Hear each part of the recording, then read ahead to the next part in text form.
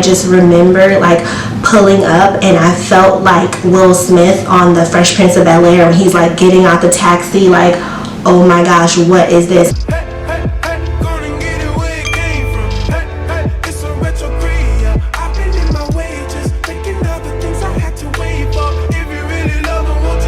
Hi guys, it's Nikki, and as you can tell from the title of this video, I'm going to be talking about how I survived Los Angeles for the past 10 years. So let's get into it. I've been in California for 10 years. I'm 28, so I came here when I was 18 years old, just a baby. So I get asked so many questions from people from here or people from back home. So I just wanted to create a video to celebrate my 10 years and just kind of talk through some frequently asked questions. So I picked 10 questions, so one for each year. So let's begin.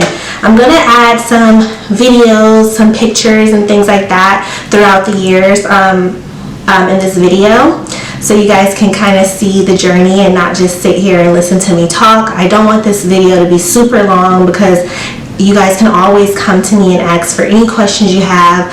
I'm very open to always helping people, but I do want to answer some of these questions because I get them all the time. Alright, so the first one is, what made you want to move to California? I was in college, Kent State University in Ohio, for fashion. Kent is one of the top 2 or 3. Back then it was the second top fashion school in the US, but I didn't want to be in Ohio. It's always been in me since I was little. I just knew there was something better than Ohio. I'm not saying that Ohio is like the worst thing in the world. It just wasn't for me. And I remember being in school, and my friend, she mentioned this school called FITM in Los Angeles, and it just sounded like the coolest thing. And we started looking it up, and I was like, oh my gosh, I want to do that. I want to go there and I want to be there and be in fashion. A lot of people had talked about schools in New York, but I mean, I had been to New York before. I'd never been to California. I'd never been to the beach, so I wanted to see what that was like. So that is actually what initially made me want to come to California, was for FITM. So how did I move? How was I able to make that move? How I was able to make that move was school. I stayed a semester at Kent State, and I was saving my money. So you might wonder where I got that money from. I was getting child support. So when you get child support and you go to college, you're still, well, I don't know how it is now, but you're still able to get that child support while you're actively in school. And my mom, once I became an adult, she gave me my child support card and said, like, spend it on what you want, like, this is for you. So that was how I saved my money. I didn't have to pay for anything at Kent. Kent is a college where your food is free, and I'm doing quotations because obviously it's not free, it's a part of your tuition, but you get a food card and you get a certain amount that you can eat for free. Obviously dorms and stuff is included in your tuition, so I'm not paying for rent. So instead of just spending my money on anything, I literally was just saving up my money. And I applied for the school, paid for everything, and I ended up getting a scholarship, and I got accepted. So for Christmas break, I told my mom, like, I'm moving to California. And I feel like nobody believed me when I was telling my friends and my family. They were like, yeah, whatever. Like, you're not moving to California. And sorry, I think I'm going out of focus here.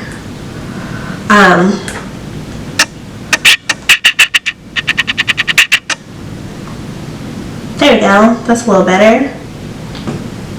I think it's like the sun is right in my eye. I can't see you guys, sorry. But yeah, they're like, you're not moving to California. I don't think anyone believed me. They're like, yeah, whatever, you're just talking mess. But I was serious. I'm the type of person that once my mind is made up on something, I'm definitely going to do it.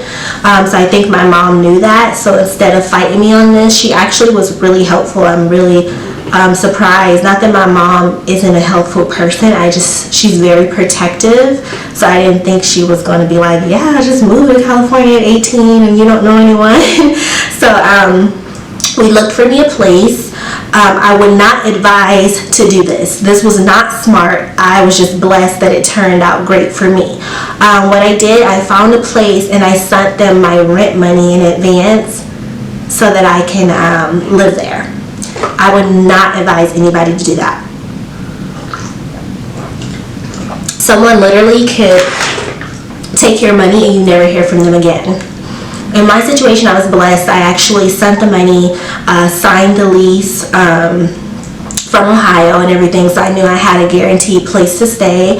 At first, it was a little difficult because FIDM is not your traditional college, so you don't just get dorms. They have student housing, but it's in an apartment in downtown, and it was very expensive, and you have to pay for it by quarter. So it was, I want to say, back then, it was about $1,300 a month or something like that to share a room. And I was like, oh no. So what I did was, the people that I found, they actually live in the apartment building. So I just did it through the actual apartment building, and it was $500 to share a room versus $1,300. And even though in Ohio, $500 you can have your own place, I was just like, I'm willing to do it.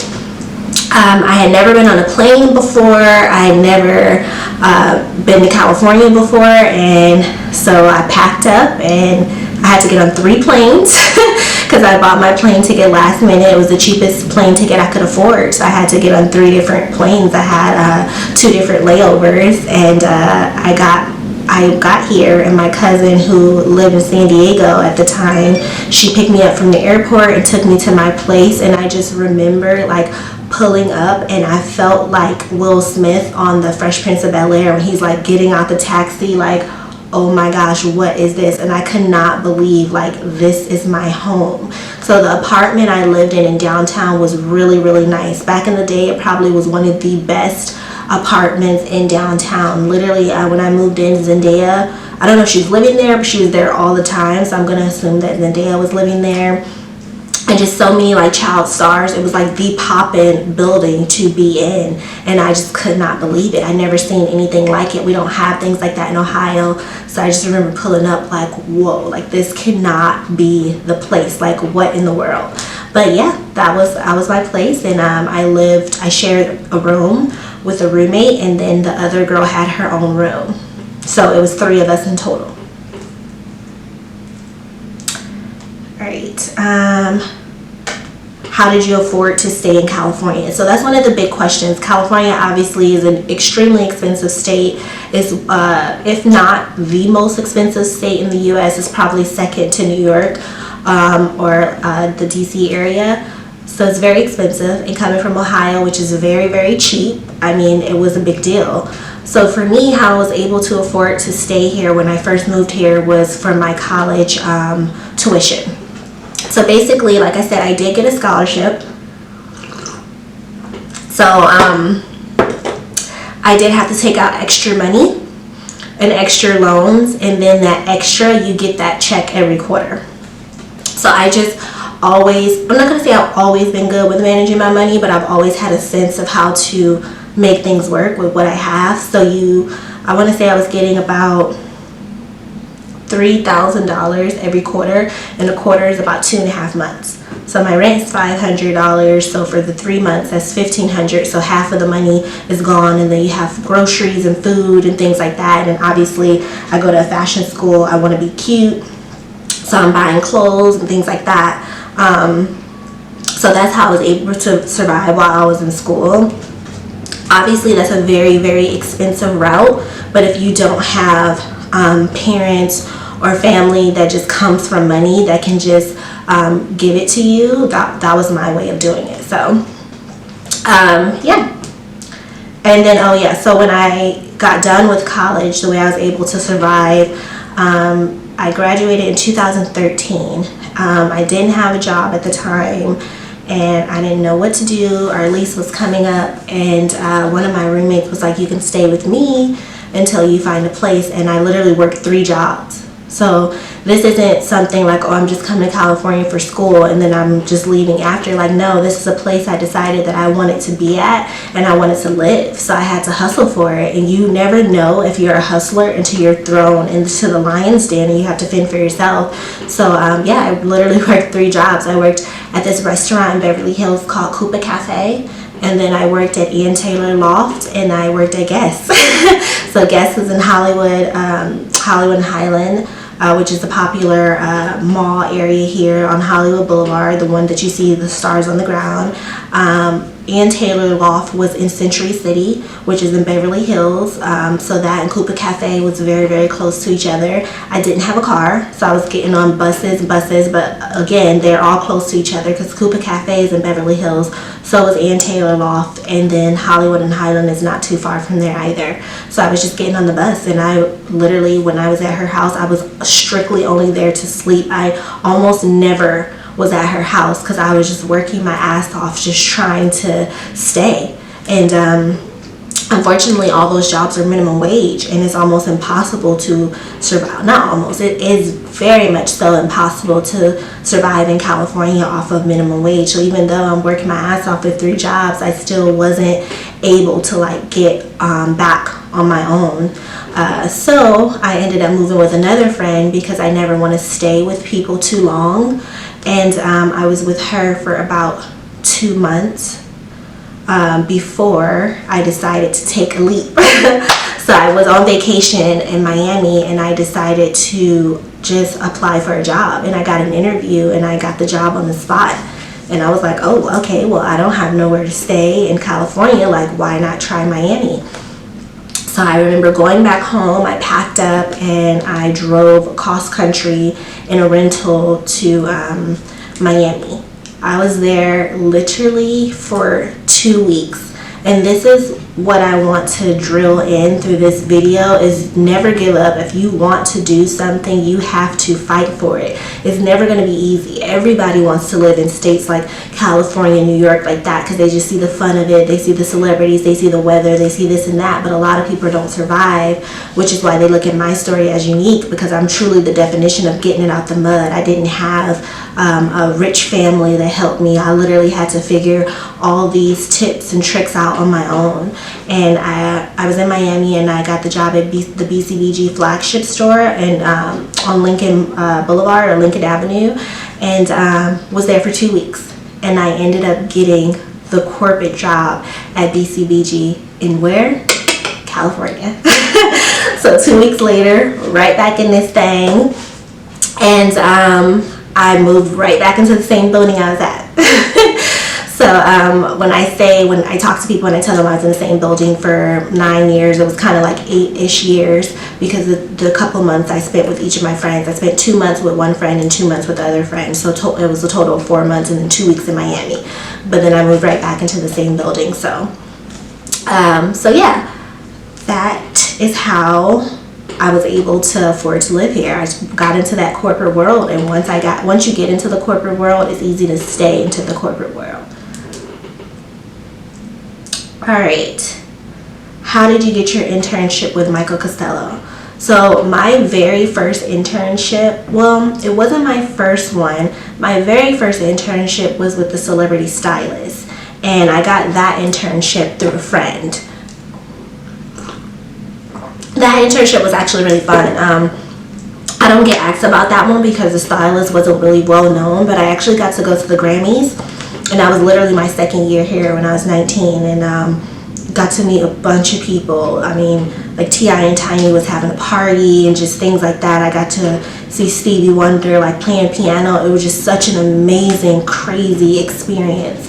I definitely have pictures of those, so I'll insert the pictures of me getting dressed up. I actually got to have the makeup crew from BT do my makeup and everything for the Grammys. So my first time going, I got celebrity treatment, everything. So that was actually my first internship. But Michael Costello, how I got that one, it's all about who you know and being in the right places at the right time. I'm very adventurous. When I first moved here, I was like into everything. So there is this showroom that's in downtown, and one of the girls, her name is Rachel.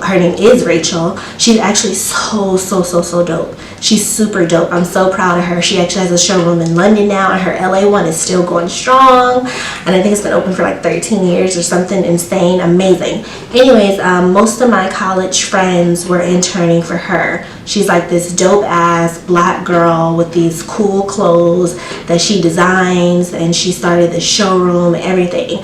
And I remember I went to go visit them because about 3 of my friends interned for her, so I didn't have anything to do after class. I'm like, let me go see this girl. So I was always there. And I remember seeing Michael Costello moving in, and I was like, oh my gosh, I love him. This is when he was on the All-Star season of Project Runway. So he had already won his season, and then he was on the All-Star season. And so I was really into Project Runway. I'm a fashion girl, super into it. So I was like, oh my gosh, he's moving in. Like, I wonder if he has interns or anything, because I was actually going to try to be an intern for Rachel since all my friends were doing it. And I just ended up asking one of my friends to ask him, and his boyfriend at the time had came over, and I introduced myself and said I wanted to interview an intern. They called me the next day, interviewed, boom, got the job on the spot. So that's kind of how that worked out, and it was actually very fun. It was like at the peak, I don't want to say the peak of his career, because his career definitely took off and was amazing, but it was at the height of him being on the TV show, reality show, and things like that, and it was an amazing experience. I was the very first intern. I actually was very involved with hiring the other interns. It was just exciting because I had to play all the parts because it was just me. So I had to help get the girls dressed. I had to book the appointments. When people wanted to interview, I had to be there for the interview. I mean, I think at that time, I want to say he was on the Kardashian show. Not like as a main character, but like designing stuff for her, and then it was like these camera crews coming in and things like that. So it was very exciting for a young girl, and then when you think of California, that's what you think, the glitz and glam. So to experience that so soon into moving here was really cool. I was there for about 10 months. And then I left because obviously once I graduated from college, I needed to make money, and I was spending so much of my time there. It's so easy to spend like 10 hours somewhere where you love to be, getting to go to fashion shows, being backstage. That's how I met a lot of my model friends. I had so many friends that were like supermodels, and these aren't just like, oh, like Instagram models, because Instagram wasn't really, it was a thing. So that's when Instagram had first started, but it wasn't like an Instagram model was a thing. That's when Instagram first came out, so the top models were the Instagram models.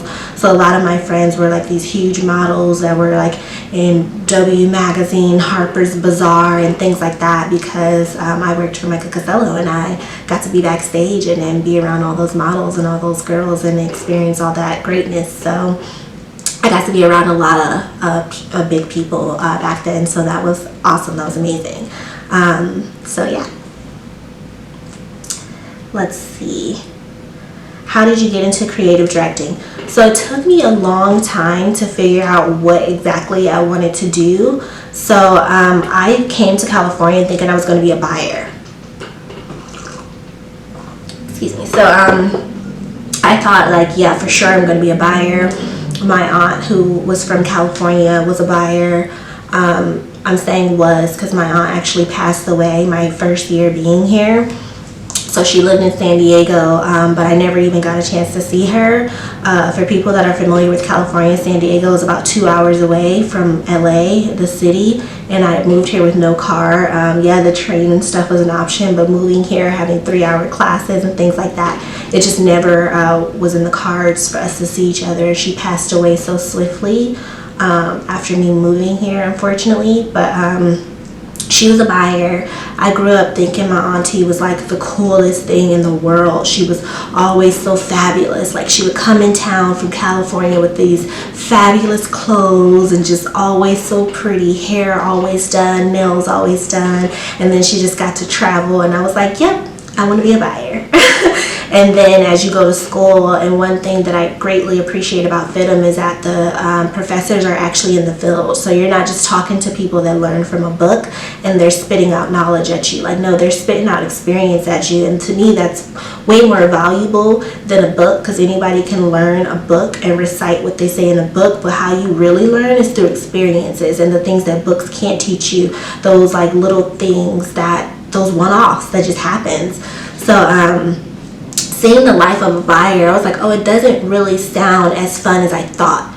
Because yeah, you get to travel and things, but it's literally work, and you don't really have moments to enjoy, and then you don't really get to be around your family and things like that. Within my corporate career, one of my favorite companies I've ever worked for was TJX, and I was an assistant to about 4 buyers. It was like 4 or 5, and one of my buyers, I literally had her daughter's number, her husband's number, and literally I feel like I talked to her daughter more than her. And I was like, that's not the life for me. I want to have a balance between my family and my work life. I was like, okay, buying isn't for me. I know I want to be in fashion. And then at first I was like, okay, stylist. But then I realized I just have this creative brain, and it's not limited to fashion. I'm just a creative person in general. Everybody that knows me know I'm amazing at planning dates. I plan the bombest dates, bomb girls night, like everything. I'm just such a creative being. So I just started feeling like, okay, well, on Top Model, there was always Jay Manuel, and what does he do? Like, he's directing these shoots, he's like directing the people, but that's before I really knew what creative directing was, because I'm like, I want to come up with ideas. But that's exactly what the creative directing is you come up with ideas and then you direct the shoot and direct the vision the day of. So I just remember reading up on it and being like, this is for me, this is my calling. And there was this motel right across the street from my house, and again, like I said, I had a lot of model friends, so I asked one of my model friends, like, did she want to model for me? I got this custom piece I had got for my 21st birthday. I think I did wear it once. It was custom from Kimmy Couture, super gorgeous. I actually still have it. I'm going to insert a picture of me wearing it. Actually, I'll insert a picture of the shoot. But yeah, and a photographer that I had worked with, because I model sometimes, so I remember this photographer that also had a space in that same showroom with Michael Costello and Rachel, and I just remember reaching out to him like, hey, I have this cool like editorial idea for a motel, I need somebody to shoot it. So I got my makeup artist friend, she did the hair and makeup, my model, I styled it, and then I just came up with this vision. I wanted it to have cool lights. I'm like, I wanted to be like this sexy, moody with like blue lights or whatever, and he came and executed it. I mean, we killed that shoot. And I remember submitting it for a magazine, and it got picked up because I had been studying and researching, and it was saying like, don't expect to get into a magazine your first try. Most people would take like, it could take up to 40 tries, this and that, and this was my first time. And I was like, wow, if I needed that validation from God, he definitely let me know that this is what you're supposed to be doing, because your first try and you did that. And it's so funny because before that happened, I was working with this photographer, and he's like, oh, you're not a director, you don't direct, you don't this and you don't that, because I'm not super like I'm not super vocal if I don't see a problem. If you're doing great, I don't like to make people nervous. And I feel like it's great to be a director when you come from the world of modeling, so you understand on the flip side how people like to be talked to, and the nervousness and having all these voices and things like that.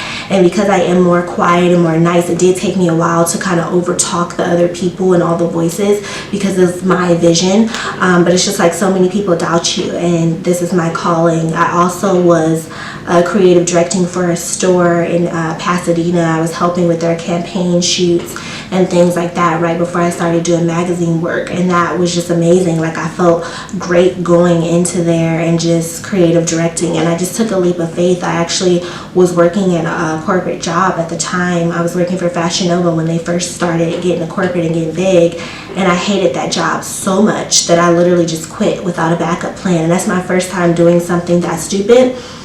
And the reason why I put stupid, it actually worked out for me, but you should always have a backup plan before you're leaving a job, unless you just have hella money saved, or you have someone that's going to take care of you financially. But it worked out for me. Again, God has always come through for me, because all these decisions that I made actually helped me in the long run. So I actually ended up quitting, and I'm like, I'm just going to do creative directing full time. And I was literally going to that store every single day, being a part of the shoots. And I mean, we had a good little setup. We were like taking the pictures, I'm looking at the computer saying, yeah, this needs to be like that, da da da. Like, it was just a perfect little setup. And the girl who owned the store was also, me and her were the same exact age, and we both were like trying to take a leap into our faith and our career. And it was just amazing to work with somebody on that same level and be around like-minded people just trying to live out their dreams. Like, it was incredible. So yeah, that's kind of how I got into it. And once I started getting into the magazine worlds, then boom, I started just doing editorials. And I still did stuff for other people. Like that store, one of the last time that I creative directed for brands, I creative directed for hairstylists, people that sell hair, lingerie brands, just a bunch of people. So it's not just limited to magazine work, because honestly, the magazine work doesn't pay you. It's the actual entrepreneurs that's going to pay you for your work. Unless obviously you're like super huge creative director and like Vogue or whoever is requesting you, then obviously, yeah. Do you make money from creative directing? Yes. So yeah, I definitely made money from creative directing. Like I said, I worked with brands, and that's how I was making my money, because submitting to magazines is cool to have these tear sheets, but I feel like if you're going to go the magazine route to have tear sheets, the goal should be to get signed to an agency, and then once you get signed to an agency, it brings you work. I thought I wanted to be signed to an agency, but again, for me, I'm still trying to figure out exactly what I wanted to do. Like, creative directing is very hard, because it's hard to make a living from it. And I feel like that's with anything creative, and people don't respect it. People don't want to pay you for creative jobs. But I feel like the magazine works, and working with certain people actually helps elevate that, because then people see you're about something, and these magazines can want to work with you, so then they'll be more willing to pay you and things like that. But it was at one point consistently I was making a bunch of money from creative directing, but it still wasn't livable money in comparison to what I was making at corporate. Okay. How did you get into modeling? So I went to modeling school from about age 14 to 16, 17 or something like that. So yeah, so throughout high school, basically I was in modeling school. And I used to think I wanted to be a model because I really like getting dressed up. I like taking pictures. And things like that. I knew I just wanted to do something when it came to fashion. I mean, I even took sewing classes in high school to learn how to do clothes. I'm the type of person, like, if I know I want to do something, even if I don't know exactly what I want to do in that field, I'm going to try it all until I figure it out. Like fashion, okay, boom, learn how to sew, try to model, all that stuff. So modeling school was always there. And in modeling school, I realized I do not want to be a model because it comes with a lot of acting. We did have to take a lot of acting classes and do monologues, so that's why I can literally memorize a script like that. But I'm very shy, so I don't like being in front of the camera. Somebody like, get sad now, and then I have to like get into this character. And it's so funny because if you would ask like my mom or anything like that when I was little, I literally used to want to be an actress. My sister used to make me like, we'll watch the stories, the soap operas, we call them the stories, and she would like make me do the scene when it was over, like do the scene where they were in a cafe, and then she would do it, and she would like rate me and give me the honest truth about it. And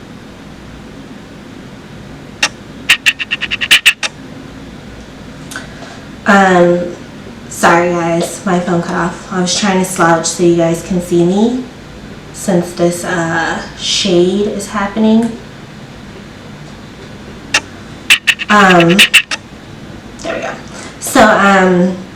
yeah, and I'm not the girl that's like had a bunch of relationships or things like that. I actually haven't had a relationship in Los Angeles. So I never had someone to like be there for me throughout all of this, like in person. So that has been very, very difficult. All right.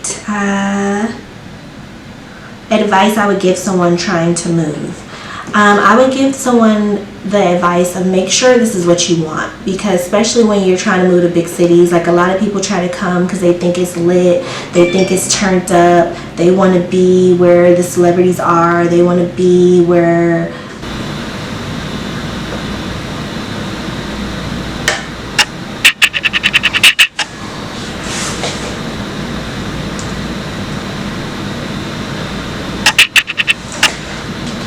Sorry guys, I had to adjust myself because the sun is like really going down, so it's causing a shadow, so my face looks black.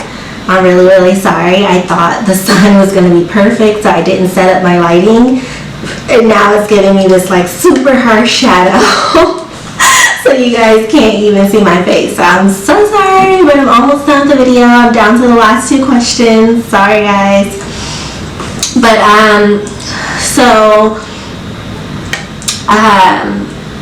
yes, I think a lot of people, what was I saying? Let's re-go over this. Advice I would give somebody trying to move.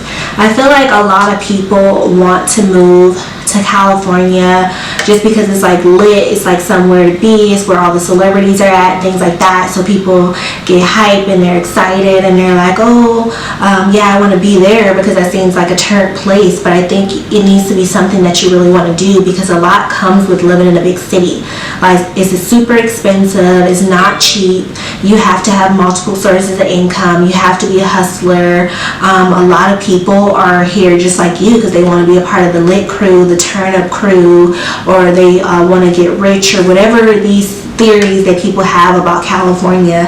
So that's what I think makes a lot of the people come off fake, because a lot of people have their own intentions. So a lot of people are using people to have that lifestyle, what they think California is going to be.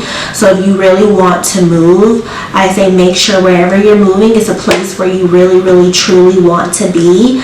And just, even if you just want to see how it is for a little while, make sure you have a plan and that you can afford to do it on your own, because you will run into a lot of people that do not have your best interests at heart in big cities, because big cities are for hustlers.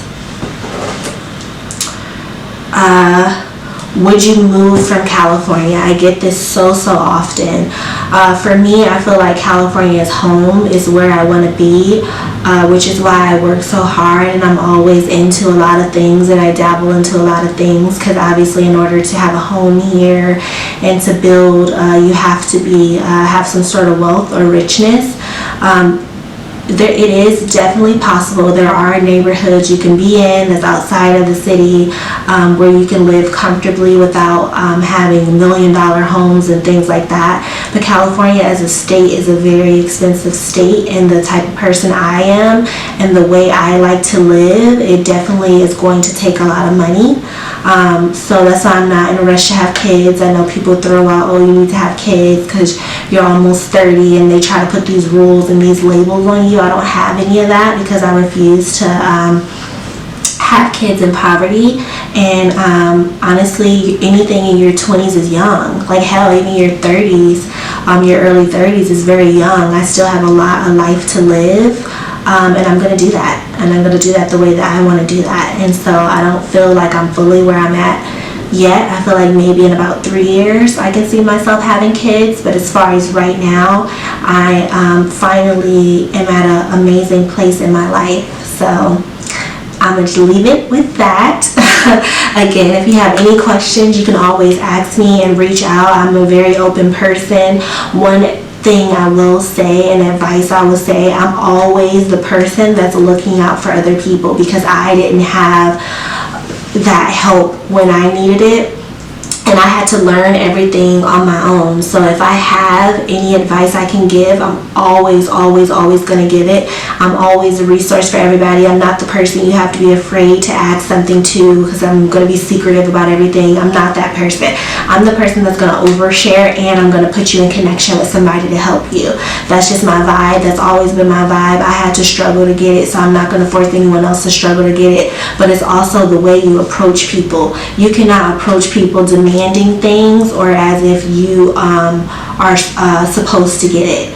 And that's the difference. But I'm always here to help people. I'm always down to be a resource, and I'm always open if people have questions. So yeah, thanks guys for watching, and I'm going to be creating so much content on here. I'm going to be doing cooking stuff, hair stuff, take you guys on some BTS, some vlogs. So please subscribe, like this video, and if you want to see more just chit chat style, let me know. But yeah, thanks guys.